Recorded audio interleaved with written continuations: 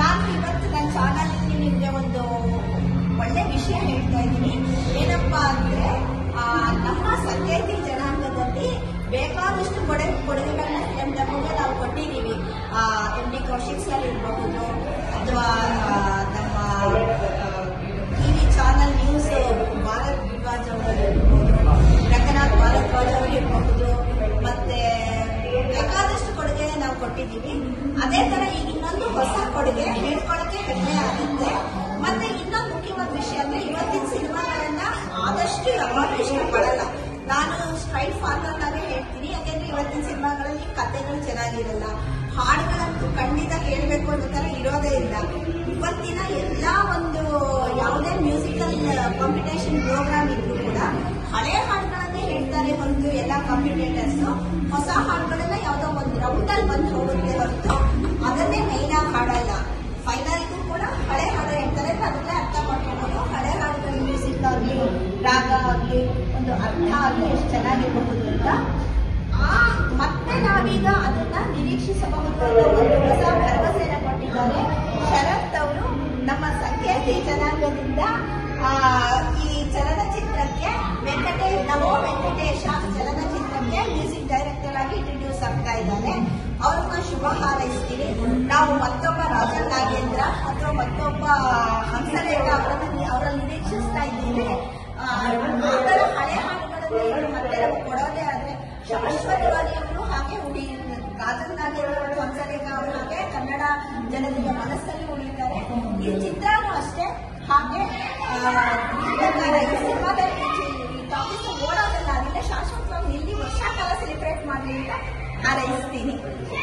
ಹೇಳಿ ಸರ್, ನಿಮ್ಮ ಚಿತ್ರದ ಬಗ್ಗೆ, ನಿಮ್ಮ ಮ್ಯೂಸಿಕ್ ಯಾವ ರೀತಿ ಇದೆ, ವೆಸ್ಟರ್ನೈಸ್ ಅಥವಾ ಯಾವ ತರ ಇದೆ? ಸೊ ಮೊದಲನೇದಾಗಿ ನಿಮಗೆ ತುಂಬಾ ಈ ಚಾನಲಲ್ಲಿ ನಮ್ಮ ಹೊಸ ಪ್ರಕಾರ ಇಂಟ್ರೊಡ್ಯೂಸ್ ಮಾಡೋದಕ್ಕೆ ತುಂಬಾ ಥ್ಯಾಂಕ್ ಯು.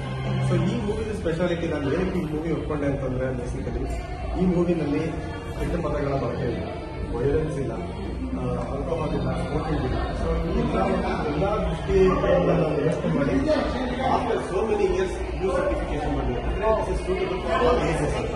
ಅಂದರೆ ಕೊಡೋದೇ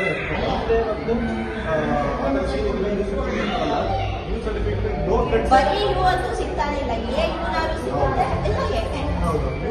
ನೋ ಕಿಡ್ಸ್ ಅಂದ್ರೆ ನಾವು ಏನು ಫಿಲಮ್ ನಾವು ರೆಡಿ ಮಾಡ್ಕೊಂಡ್ವಿ, ಒಂದೇ ಒಂದು ಫ್ರೆಂಡ್ ಮಾಡದೇ ರೆಡಿಯಾಗಿ ಅವರು ಇವ್ರು ಕೊಟ್ಟಿದ್ದಾರೆ. ಅಂದ್ರೆ ಆ ಕ್ವಾಲಿಟಿ ಆಫ್ ಪ್ರೊಡಕ್ಷನ್ ಆಗಿದೆ, ಅದು ಮೇನ್ಲಿ ಅದು. ಸೊ ಈ ಮೂವಿಯಲ್ಲಿ ಏನು ಸ್ಪೆಷಾಲಿಟಿ ಅಂದ್ರೆ ಅವ್ರಿಗೆ ಜೊತೆಗೆ ಇದರಲ್ಲಿ ಕಾಮಿಡಿ ಇದೆ. ಅದು ಯಾವುದೇ ತರಹದ ಯಾರಿಗೆ ಇನ್ಸಲ್ಟ್ ಮಾಡದೇನೆ ಕಾಮಿಡಿ ಇದೆ. ಹರೀಶ್ ರಾಜ, ಶ್ಯಾಮ್ ಸುಂದರ್ ಆಮೇಲೆ ವಿಜಯ್ ಭಾರದ್ವಾಜ್ ಡೈರೆಕ್ಷನ್ ಮಾಡಿದ್ದಾರೆ. ಈ ಮ್ಯೂಸಿಕ್ ಬಗ್ಗೆ ಹೇಳಬೇಕು ಅಂತಂದ್ರೆ ಇವಾಗಿನ ಮೂವಿಗೂ ಆಗೋ ಥರ, but keeping the preserve in the melody ಅಂತ ಸುಮಾರು ಸಾಂಗ್ಗೆ ನಾವು ಲೈವ್ ಇನ್ಸ್ಟ್ರೂಮೆಂಟ್ಸ್ ಹಾಕಿದ್ದೀವಿ. ಸೊ ಪ್ರತಿಯೊಬ್ಬರು ಹೇಳೋದೇನಂದ್ರೆ very plus point. Background scoring ಏನೇ ತುಂಬ backbone of the movie ಅಂತ ಜನ ಹೇಳಿದರು.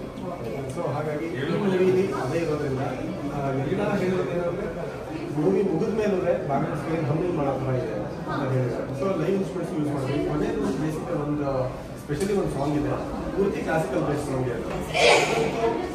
ಯಾರು ಈ ಜನರೇಷನ್ ಅವರು ಆ ಕ್ಲಾಸಿಕಲ್ ಸಾಂಗ್ ತುಂಬಾ ಚೆನ್ನಾಗಿದೆ ಅಂತ ಹೇಳ್ಬಿಟ್ಟು, ಸೊ ದರ್ ಇಸ್ ಆ ಬ್ಲೆಂಡ್ ಆಲ್ರೆಡಿ ಕ್ಲಾಸಿಕಲ್ ಇದೆ.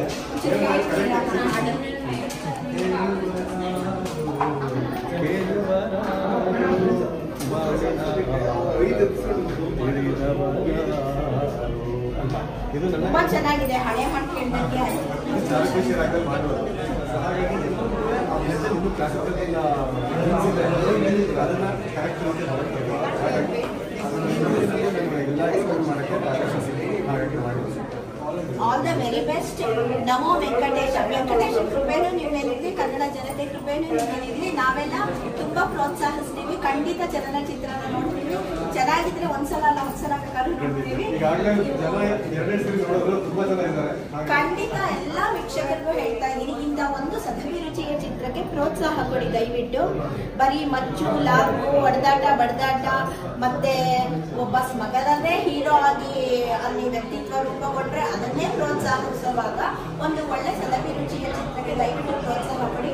ಎಲ್ಲ ಬಂದು ಈ ಚಿತ್ರನ ಟಾಕೀಸ್ ಅಲ್ಲೇ ನೋಡಿ ಹಾಡುಗಳನ್ನು ಸವಿಲಿಂದ ಪ್ರಾರ್ಥಿಸ್ಕೊಳ್ತೀನಿ. ನಿಮಗೆ ತುಂಬಾ ಒಳ್ಳೇದಾಗಲಿ. ನಿಮ್ಮ ಚಲನಚಿತ್ರಕ್ಕೆ ತುಂಬಾ ಯಶಸ್ಸು. ನಿಮ್ಮ ಸಂಪ್ರದಾಯ ಶಾಲಾ ಛಾಯಾನಟಿ ಬಹಳ ಧನ್ಯವಾದಗಳು. ಸೊ ನಮ್ಮ ವೆಂಕಟೇಶ ಚಿತ್ರ ಇನ್ನೂ ಒಂದು ವಾರ RR ನಗರದಲ್ಲಿ YGR ಮಾಲಲ್ಲಿ ಇರುತ್ತೆ. ಸಂಜೆ 7 ಗಂಟೆಗೆ ಇರುತ್ತೆ. ಎಲ್ಲ ಆಫೀಸ್ ಮುಗಿಸ್ಕೊಂಡು ಸ್ಕೂಲ್ ಮುಗಿಸ್ಕೊಂಡು ಆರಾಮಾಗಿ ಬಂದು ನೋಡಿ. ಏನೇ ಇದ್ರೂ ನನ್ನ ಕಾಂಟ್ಯಾಕ್ಟ್ ನಂಬರ್ ಇಸ್ಕೊಂಡು ದಯವಿಟ್ಟು ನನ್ನ ಕಾಂಟ್ಯಾಕ್ಟ್ ಮಾಡಿ.